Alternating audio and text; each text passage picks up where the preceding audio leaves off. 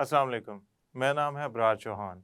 आज हम बाब नंबर 6 यानी कि सॉल्यूशंस के अंदर पढ़ने जा रहे हैं सॉल्यूशन क्या होते हैं, इसके अंदर सोल्यूट और सॉल्वेंट क्या होता है, इसकी खसूसियात क्या हैं। ये बहुत ज़्यादा अहम मुख्तसर सवाल है कि आप सॉल्यूशन की खसूसियात को जानें। पिछले लेक्चर में हमने सॉल्यूशन का तारुफ लिया था। आज हम इसका तफसीली जायज़ा लेंगे। तो चलते हैं हम अपने लेक्चर की तरफ। आज हम सॉल्यूशंस के मौजू को ज़ेर बहस लाने लगे हैं। पहले हमने उसका तारुफ पढ़ा, आज हम उसकी खसूसियात पढ़ेंगे। आज हम सोल्यूट और सॉल्वेंट और एक्वा सॉल्यूशन को पढ़ेंगे। ये सारे मुख्तसर सवालात हैं और बोर्ड के लिए बहुत अहम है। अगर आप इन मुख्तसर सवालात को तैयार करते हैं तो इनमें से कोई ना कोई बोर्ड में किसी न किसी सूरत में ज़रूर मौजूद होता है। तो मेरा मशवरा है इन मुख्तसर सवालात को गौर से सुनिएगा और तैयार कीजिएगा। सबसे पहले तो हम अपने टॉपिक का मौजू का नाम लिखते हैं solutions. Solutions solutions is actually solution असल में इंग्लिश का लफ्ज़ है जिसका मतलब होता है होमोजीनियस मिक्सचर। तो तारीफ करें अगर हम इसकी, तो सॉल्यूशंस होमोजीनियस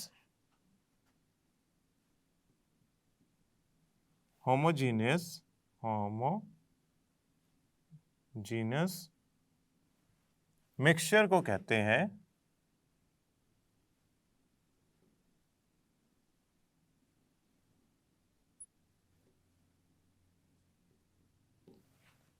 इसमें बहुत सारे इज्जा होते हैं, यानी कि ना आप सॉल्यूशन अगर बनाना चाहते हैं तो दो या दो से ज़्यादा चीज़ों को हल करके सॉल्यूशन बना सकते हैं।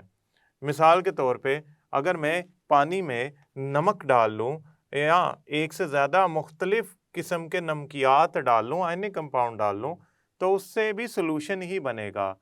बस उसके इज्जा एक से ज़्यादा हो जाएंगे, दो से ज़्यादा हो जाएंगे, तीन हो जाएंगे, चार हो जाएंगे। हम सॉल्यूशन के इज्जा को दो हिस्सों में तब्दील करते हैं या समझते हैं। एक ऐसा जुज़ जिसको सॉल्यूशन में ज़्यादा मिकदार हासिल होती है उसे हम कहते हैं सॉल्वेंट।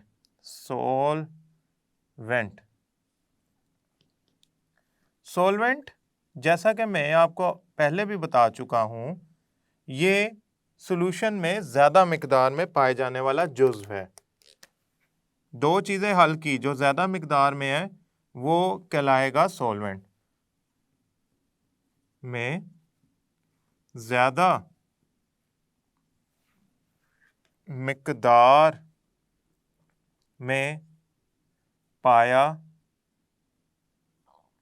जाने वाला जुज़ सॉल्वेंट कहलाता है।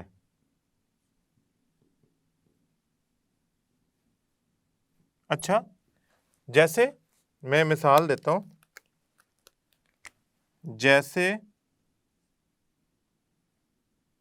जैसे पानी जिसने नमक हल किया हो।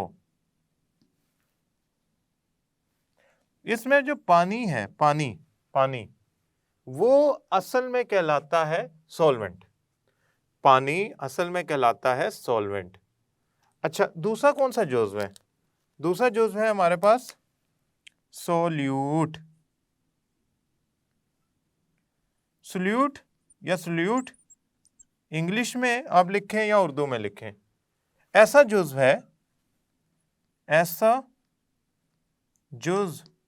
है यानी कि ऐसा हिस्सा है सॉल्यूशन का जो कम मिकदार में पाया जाता है, जैसे नमक पानी में।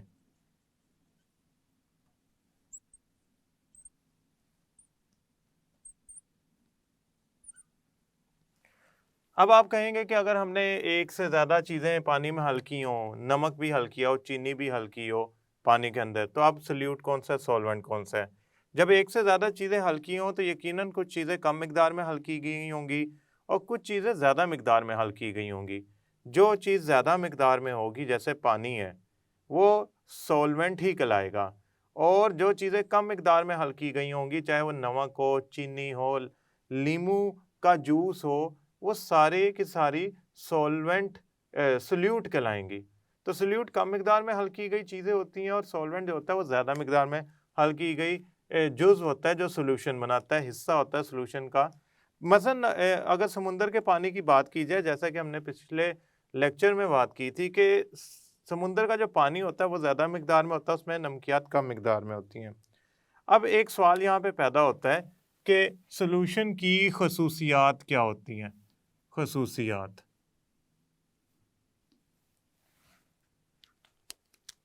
सोल्यूशन में जो इज्जा हल हुए होते हैं, यानी कि सोल्यूट और सॉल्वेंट ये दोनों आपस में हल हुए होते हैं, इनके दरमियान कोई हद नहीं होती, यानी कि इज्जा में हदूद मुतय्यन नहीं कर सकते। आप ये नहीं कह सकते ये नमक है, ये पानी है, वो ऐसे हल हुआ होता है जैसे एक ही चीज़ बन गई है।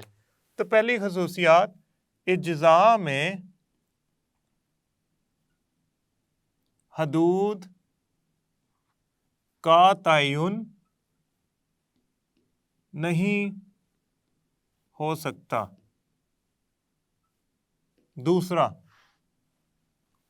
दूसरी बात, सॉल्यूशन वन फेज, इसको यूं लिखेंगे, एक फेज है, यानी कि वन फेज का मतलब क्या है, एक फेज है।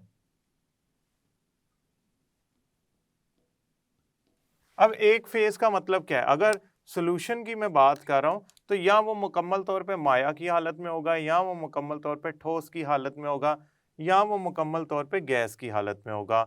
ये वन फेज कहलाता है। आप उसमें ये नहीं कह सकते इतना हिस्सा सॉल्यूशन का ठोस है और ये हिस्सा सॉल्यूशन का जुज़ जो है, पार्ट जो है, हिस्सा जो है, वो इसमें माया की हालत में है या किसी और हालत में है। तो ये आपने एक बात याद रखनी है।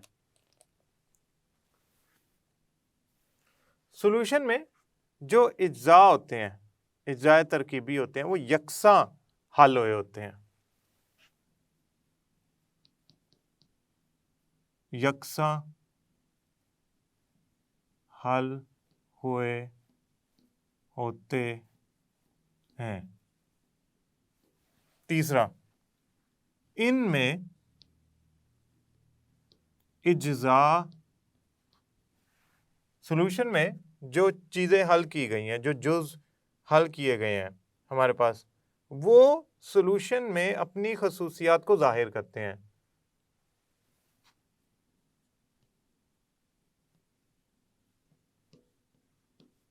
पाई जाती हैं। अब मैं इसको थोड़ा सा इस लाइन को समझाता हूं। सॉल्यूशन आपने बनाया नमक और पानी का, तो उसका जायका नमकीन होगा। क्यों? उसमें नमक अपनी खसूसियत जाहिर कर रहा है नमकीन होने की। पानी का रंग नहीं होता, तो सॉल्यूशन बनाया तो उससे रंग वो सॉल्यूशन का नहीं हो जाएगा। क्यों? पानी का रंग नहीं होता तो सॉल्यूशन का भी नहीं रंग होगा। हाँ, अगर कोई सोल्यूट ऐसा डाला है जिसका रंग हो, तो फिर वो आपके सॉल्यूशन में अपना रंग जाहिर करेगा। इसका मतलब जो अज्जा हैं वो अपनी खसूसियत जाहिर करते हैं सॉल्यूशन के अंदर।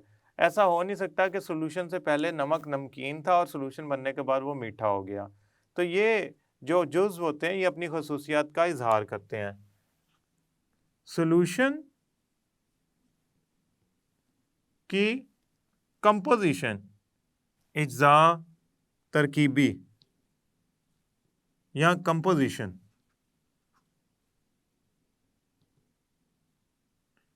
वेरिएबल होती है। वेरिएबल का मतलब क्या है? वेरिएबल का मतलब है मुख्तलिफ, बहुत सी किस्मों की या बहुत मुख्तलिफ मिकदारों की। ऐसे है जैसे मैं पानी में चीनी डाल रहा हूँ। अगर मैं पानी में चीनी डाल रहा हूँ तो मैं चीनी आधा चमचा भी डाल सकता हूँ, 1 चम्मच भी डाल सकता हूँ, 2 चम्मच भी डाल सकता हूँ, जितना पानी हल कर ले। तो पानी में चीनी का हल होना और उसके बाद आप चाहें तो अपनी मर्जी का इज्जाए तरकीबी का सोल्यूशन बना सकते हैं। आप चाहें तो थोड़ी सी चीनी हल करके सोल्यूशन बना सकते हैं, आप चाहें तो ज़्यादा सारी चीनी हल करके सोल्यूशन बना सकते हैं। यानी कि इज्जाए तरकीबी कम ज़्यादा कर सकते हैं, सोल्यूट कम ज़्यादा कर सकते हैं, सॉल्वेंट कम ज़्यादा कर सकते हैं, बनेगा सोल्यूशन ही। ऐसा नहीं है कि सोल्यूशन बनाने के लिए ख़ास मकदार सोल्यूट, ख़ास मकदार सोल्यूशन ही चाहिए होता है, आप उसकी इज्जाए तरकीबी को कम ज़्यादा कर सकते हैं। इसके बाद बहुत बहुत ज़्यादा अहम मुख्तसर सवाल,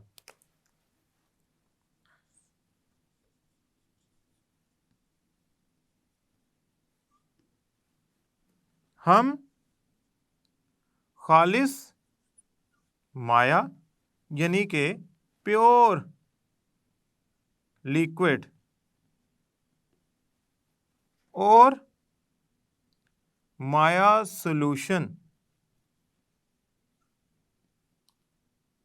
में कैसे फर्क कर सकते हैं। इसका इसका सादा सा जवाब है एवेपोरेशन से।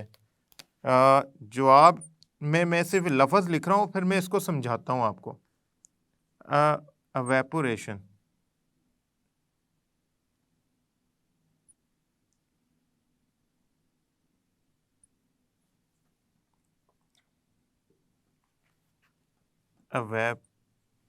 एवेपोरेशन ये क्या चीज़ है?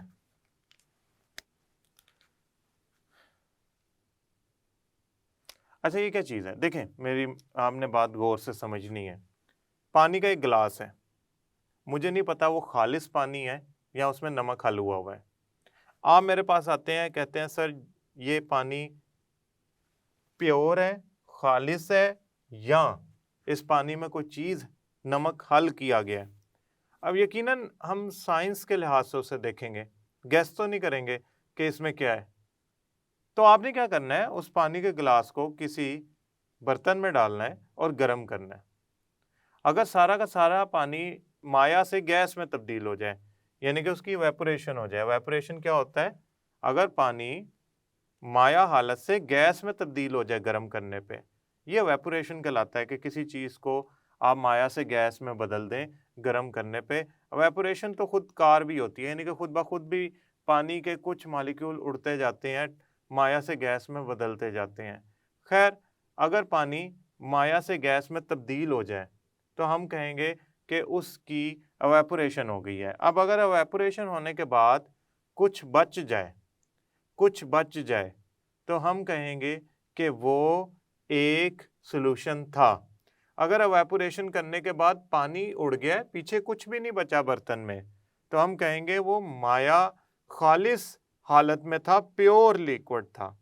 तो आपने याद रखना है, अगर एवेपोरेशन की जाए और बर्तन में कुछ बच जाए तो इसका मतलब वो माया उड़ गया है, पीछे उसके सॉल्यूट जो हल था वो रह गया है। लेकिन अगर वो खालिस माया होगा, खालिस लिक्विड होगा, तो वो सारे का सारा एवेपोरेट कर देगा, पीछे कुछ नहीं छोड़ेगा। तो ये मुख्तसर सवाल आता है, तो आपने एवेपोरेशन का जिक्र करके और इस तरीके से उसमें फ़र्क बयान करना है। अब हम करने जा रहे हैं एक और मुख्तसर सवाल। उस मुख्तसर सवाल में हम पढ़ने जा रहे हैं कि एक्वा सॉल्यूशन क्या होते हैं। अब मैंने इतना हिस्सा मिटा दिया है ताकि मैं एक और मुख्तसर सवाल आपको बता सकूं। ये भी बहुत ज़रूरी और अहम मुख्तसर सवाल है। मुख्तसर सवाल वो ये है कि एक्वस सॉल्यूशन क्या होता है।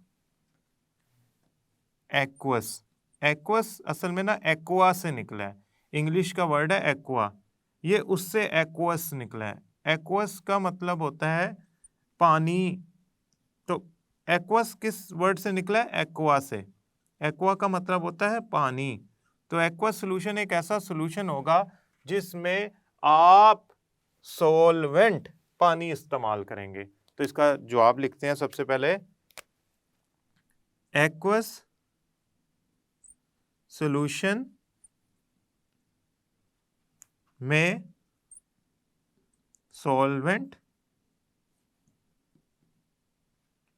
पानी यानी कि वाटर होता है, H2O, जो सॉल्यूट को हल करता है, इसको यानी कि पानी को हम यूनिवर्सल सॉल्वेंट, अब यूनिवर्सल इंग्लिश का लफ्ज है, यूनिवर्सल सॉल्वेंट भी कहते हैं।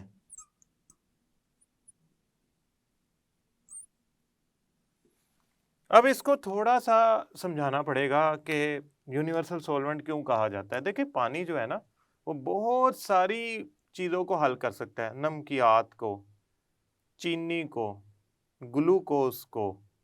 इसके अलावा पानी कुछ ऑक्साइड्स को, चाहे वो थोड़ी मिकदार में हो, हल कर लेता है। या मैं कुछ अल्कलीस का नाम लूँ जैसे कि ammonia, ammonium hydroxide, sodium hydroxide या तेज़ाब HCl, सल्फ्यूरिक एसिड। अब इतनी सारी चीज़ें मैंने गिनवा दी हैं, सारी पानी में हल हो जाती हैं। इनका पानी में हल होना ये साबित करता है कि पानी की कोशिश है कि वो तकरीबन हर चीज़ को हल कर ले। इस खसूसियत की बिना पर हम पानी को यूनिवर्सल सॉल्वेंट कहते हैं। तो यूनिवर्सल सॉल्वेंट पानी को इसलिए कहा जाता है क्योंकि वो बहुत सारी अशिया को हल करने की सलाहियत रखता है। पानी को यूनिवर्सल सॉल्वेंट कहने का मतलब ये है कि पानी बहुत सारी अशिया को, नमकियात को, चीनी को, कार्बोहाइड्रेट्स को हल करने की सलाहियत रखता है। और हमारे जहन में अगर ये एक बात आए कि पानी से मिलके बना हुआ सोल्यूशन क्या होगा, जिसमें पानी सॉल्वेंट के तौर पे इस्तेमाल हो, तो एक्वा सोल्यूशन होगा। मिसाल के तौर पे जो समुंदर है इसका पानी एक एक्वा सोल्यूशन है, क्योंकि इसमें मौजूद पानी के अंदर बहुत सारी नमकियात हल हुई होती हैं। तो जो पानी हुआ वो सॉल्वेंट हुआ और नमकियात जो हुई वो सोल्यूट हुई। लिहाजा इसके अलावा घर में भी अगर हम नमक पानी में हल कर लें तो वो एक एक्वा सोल्यूशन बनेगा। एक्वा सोल्यूशन बहुत ज़्यादा इस्तेमाल होते हैं केमिकल रिएक्शंस में, मुख्तलिफ स्टडीज़ के लिए, चीज़ों को जांचने के लिए, जायज़ा लेने के लिए। मुझे उम्मीद है ये मौजू आपको समझ आया होगा। अगले मौजू तक के लिए अल्लाह हाफिज़।